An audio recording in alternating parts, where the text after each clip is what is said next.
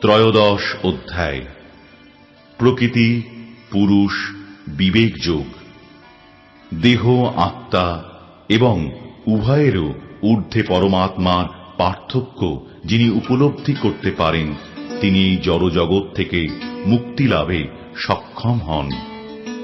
अर्जुन उवाच प्रकृतिं पुरुषं चैव क्षेत्रं क्षेत्रज्ञमेव च एतद्वेदितुमिच्छामि ज्ञानं ज्ञेयं च केशव। श्री भगवानुवाच इदं शरीरं कौन्तेय क्षेत्रम् इत्यभिधीयते एतद् यो वेत्ति तं प्राहुः क्षेत्रज्ञ इति तद्विदः। अर्जुन बोललेन, हे केशव, আমি প্রকৃতি, পুরুষ, ক্ষেত্র, ক্ষেত্রজ্ঞ, জ্ঞান ও জ্ঞেয় এই সমস্ত তত্ত্ব জানতে ইচ্ছা করি। পরমেশ্বর ভগবান বললেন, হে কৌন্তেয়, এই শরীর ক্ষেত্র নামে অভিহিত এবং যিনি এই শরীরকে জানেন তাকে ক্ষেত্রজ্ঞ বলা হয়। क्षेत्रज्ञं चापि मां विद्धि सर्वक्षेत्रेषु भारत क्षेत्र क्षेत्रज्ञयोर्ज्ञानं यत्तज्ज्ञानं मतं मम। হে ভারত, আমাকেই সমস্ত ক্ষেত্রের ক্ষেত্রজ্ঞ বলে জানবে এবং ক্ষেত্র ও ক্ষেত্রজ্ঞ সম্বন্ধে যে জ্ঞান, সেই জ্ঞানই আমার অভিমত। तत्क्षेत्रं यच्च यादृक् च यद्विकारी यतश्च यत् स च यो यत्प्रभावश्च तत्समासेन मे शृणु। সেই ক্ষেত্র কি, তার কি প্রকার, তার বিকার কি, তা কার থেকে উৎপন্ন হয়েছে, এই ক্ষেত্রজ্ঞের স্বরূপ কি এবং তার প্রভাব কি, এই সব সংক্ষেপে আমার কাছে শ্রবণ করো। ऋषिभिर्बहुधा गीतं छन्दोभिर्विविधैः पृथक् ब्रह्मसूत्रपदैश्चैव हेतुमद्भिर्विनिश्चितैः। এই ক্ষেত্র ও ক্ষেত্রজ্ঞের জ্ঞান ঋষিগণ কর্তৃক বিবিধ বেদ বাক্যের দ্বারা পৃথক পৃথক ভাবে বর্ণিত হয়েছে। বেদান্ত সূত্রে তা বিশেষভাবে যুক্তিযুক্ত সিদ্ধান্ত সহকারে বর্ণিত হয়েছে। महाभूतान्यहंकारो बुद्धिरव्यक्तमेव च इन्द्रियाणि दशैकं च पञ्चचेन्द्रियगोचराः इच्छा द्वेषः सुखं दुःखं संघातश्चेतना धृतिः एतत् क्षेत्रं समासेन सविकारम् उदाहृतम्। পঞ্চমহাভূত, অহংকার, বুদ্ধি, অব্যক্ত, 10 ইন্দ্রিয় ও মন, ইন্দ্রিয়ের 5টি বিষয়, ইচ্ছা, দেশ, সুখ, দুঃখ, সংঘাত অর্থাৎ পঞ্চমহাভূতের পরিণাম রূপ দেহ, চেতনা ও ধৃতি, এই সমস্ত বিকারযুক্ত ক্ষেত্র সংক্ষেপে বর্ণিত হল। अमानित्वम् अदम्भित्वम् अहिंसा क्षान्तिर् आर्जवम् आचार्योपासनम् शौचम् स्थैर्यम् आत्मविनिग्रहः इन्द्रियार्थेषु वैराग्यम् अनहंकार एव च जन्म मृत्यु जरा व्याधि दुःख दोषानुदर्शनम् असक्तिर् अनभिष्वङ्गः पुत्रदार गृहादिषु नित्यं च समचित्तत्वम् इष्टानिष्टोपपत्तिषु मयि चानन्ययोगेन भक्तिरव्यभिचारिणी विविक्तदेशसेवित्वम् अरतिर्जनसंसदि अध्यात्मज्ञाननित्यत्वम् तत्त्वज्ञानार्थदर्शनम् एतज्ज्ञानम् इति प्रोक्तम् अज्ञानम् यदतोऽन्यथा।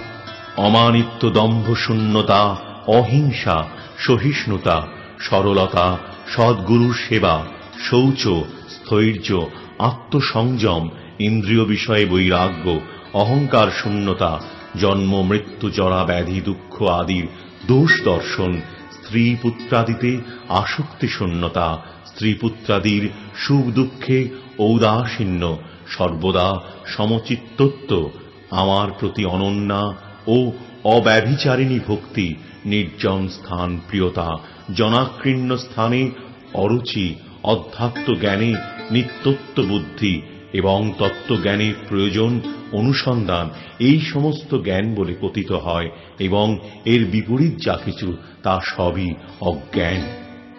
জ্ঞেয়ং যত্তৎ প্রবক্ষ্যামি যজ্ঞাত্বামৃতমশ্নুতে অনাদিমৎপরম ব্রহ্ম ন সত্তন্নাসদুচ্যতে। আমি এখন জ্ঞাতব্য বিষয় সম্বন্ধে বলবো, যা জেনে অমৃতত্ব লাভ হয়। সেই জ্ঞেয় বস্তু অনাদি এবং আমার আশ্রিত, তাকে বলা হয় ব্রহ্ম এবং তা কার্য ও কারণের অতীত। সর্বতঃ পানিপাদম তৎ সর্বতোক্ষিশিরোমুখম সর্বতঃ শ্রুতিমল্লোকে সর্বমাবৃত্য তিষ্ঠতি। তাঁর হস্তপদ চক্ষু মস্তক ও মুখ সর্বত্রই, এবং তিনি সর্বত্রই কর্ণযুক্ত। জগতে সবকিছুতেই পরিব্যাপ্ত হয়ে তিনি বিরাজমান। সর্বেন্দ্রিয় গুণাভাসম সর্বেন্দ্রিয় বিবর্জিতম আসক্তম সর্বভৃচ্ছৈব নির্গুণম গুণভোক্তৃ চ। সেই পরমাত্মা সমস্ত ইন্দ্রিয়ের প্রকাশক, তবুও তিনি সমস্ত ইন্দ্রিয় বিবর্জিত। যদিও তিনি সকলের পালক, তবুও তিনি সম্পূর্ণ অনাসক্ত। তিনি প্রকৃতির গুণের অতীত, তবুও তিনি সমস্ত গুণের ঈশ্বর। বহিরন্তশ্চ ভূতানাম অচরম চরম এব চ সূক্ষ্মত্বাৎ তদ অবিজ্ঞেয়ম দূরস্থম চান্তিকে চ তৎ। সেই পরম তত্ত্ব সমস্ত ভূতের অন্তরে ও বাহিরে বর্তমান। তাঁর থেকেই সমস্ত চরাচর। অত্যন্ত সূক্ষ্মতা হেতু তিনি অবিজ্ঞেয়। যদিও তিনি বহুদূরে অবস্থিত, কিন্তু তবুও তিনি সকলের অত্যন্ত নিকটে। অবিভক্তম চ ভূতেষু বিভক্তম ইব চ স্থিতম ভূতভর্তৃ চ তজ্ঞেয়ম গ্রসিষ্ণু প্রভবিষ্ণু চ। পরমাত্মাকে যদিও সমস্ত ভূতে বিভক্ত রূপে বোধ হয়, কিন্তু তিনি অবিভক্ত। যদিও তিনি সর্বভূতের পালক, তবুও তাঁকে সংহারকর্তা ও সৃষ্টিকর্তা বলে জানবে। জ্যোতিষামপি তজ্জ্যোতিষ তমসঃ পরমুচ্যতে জ্ঞানম জ্ঞেয়ম জ্ঞানগম্যম হৃদি সর্বস্য বিষ্ঠিতম। তিনি সমস্ত জ্যোতিষ্কের পরম জ্যোতি। তাঁকে সমস্ত অন্ধকারের অতীত অব্যক্ত স্বরূপ বলা হয়। তিনি জ্ঞান, তিনি জ্ঞেয়, তিনি জ্ঞানগম্য, তিনি সকলের হৃদয়ে অবস্থিত। ইতি ক্ষেত্রম তথা জ্ঞানম জ্ঞেয়ম চোক্তম সমাসতঃ মদ্ভক্ত এতদ্ বিজ্ঞায় মদ্ভাবায়োপপদ্যতে। এইভাবেই ক্ষেত্র, জ্ঞান ও জ্ঞেয় এই তিনটি তত্ত্ব সংক্ষেপে বলা হল। আমার ভক্তই কেবল এই সমস্ত বিদিত হয়ে আমার ভাব লাভ করবে। প্রকৃতিম পুরুষম চৈব বিধ্যনাদি উভাবপি বিকারাংশ্চ গুণাংশ্চৈব বিধি প্রকৃতি সম্ভবান। প্রকৃতি ও পুরুষ উভয়ই অনাদি বলে জানবে। তাদের বিকার ও গুণ সমূহ প্রকৃতি থেকেই উৎপন্ন বলে জানবে। কার্যকারণ কর্তৃত্বে হেতু প্রকৃতির উচ্যতে পুরুষঃ সুখ দুঃখানাম ভোক্তৃত্বে হেতুরুচ্যতে। সমস্ত জড়ীয় কার্য কারণের কর্তৃত্ব বিষয়ে প্রকৃতিকে হেতু বলা হয়, তেমনি জড়ীয় সুখ ও দুঃখের ভোগ বিষয়ে জীবকে হেতু বলা হয়। পুরুষঃ প্রকৃতিস্থো হি ভুঙ্ক্তে প্রকৃতিজান গুণান কারণম গুণসঙ্গোস্য সদসদ্যোনি জন্মসু। জরা প্রকৃতিতে অবস্থিত হয়ে জীব প্রকৃতিজাত গুণসমূহ ভোগ করে। প্রকৃতির গুণের সঙ্গবশতই তাঁর সৎ ও অসৎ যোনিসমূহে জন্ম হয়। উপদ্রষ্টানুমন্তা চ ভর্তা ভোক্তা মহেশ্বর পরমাত্মেতি চাপ্যুক্তো দেহেস্মিন পুরুষঃ পরঃ। এই শরীরে আর একজন পরম পুরুষ রয়েছেন, যিনি হচ্ছেন উপদ্রষ্টা, অনুমন্তা, ভর্তা, ভোক্তা, মহেশ্বর, এবং তাঁকে পরমাত্মাও বলা হয়। य एवं वेत्ति पुरुषं प्रकृतिं च गुणैः सह सर्वथा वर्तमानोऽपि न स भूयोऽभिजायते। যিনি এভাবেই পুরুষকে এবং গুণাদিসহ জড়া প্রকৃতিকে অবগতন হন, তিনি জড়জগতে বর্তমান হয়েও পুনঃ পুনঃ জন্মগ্রহণ করেন না।